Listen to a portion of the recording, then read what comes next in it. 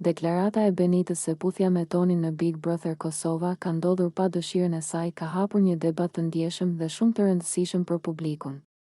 Jo sepse Big Brother është thjesht një reality show, por sepse situata të tilla prekin tema që shkojnë përtej lojës, kufit personal, pëlqimi dhe mënyra si shoqëria reagon ndaj rrëfimeve të grave. Benita, pas përfundimit të eksperiencës së saj në shtëpi, ka deklaruar se momenti i puthjes me Tonin nuk ka qenë diçka që ajo e ka dëshiruar apo kërkuar.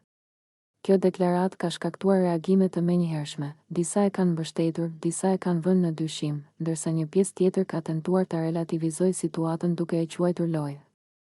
Moment televiziv apo keqkuptim, por pikërisht këtu fillon problemi. Në çdo rrethan, qoftë brenda një reality show, nën kamera apo jashtë tij, pëlqimi është thelbësor.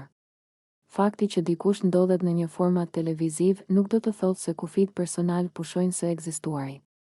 Asnjë situatë, asnjë skenar dhe asnjë presion loje nuk e justifikon kalimin e këtyre kufive nëse pala tjetër nuk ndihet rehat ose nuk e ka dhënë pëlqimin e saj të qartë. Deklarata e Benitës nuk duhet parë si sulm ndaj dikujt, por si një rrëfim personal për një përjetim që ajo e ka ndjerë si të padëshiruar. Dhe kur një grua thotë kjo nuk ka qenë dëshira ime, minimumi që shoqëria mund të bëjë është ta dëgjojë me seriozitet, jo ta gjykojë, ta tallë apo ta fajsojë. Nga ana tjetër, është po aq e rëndësishme që situata të trajtohet me maturi. Publiku nuk ka të gjitha informacionet, nuk e di kontekstin e plot emocional dhe psikologjik të momentit, dhe nuk ka të drejtë të shpallë verdikte përfundimtare.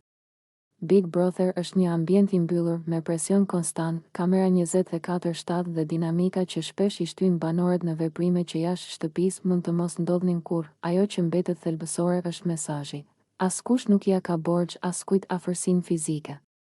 As për lojë, as për ekran, as për simpat.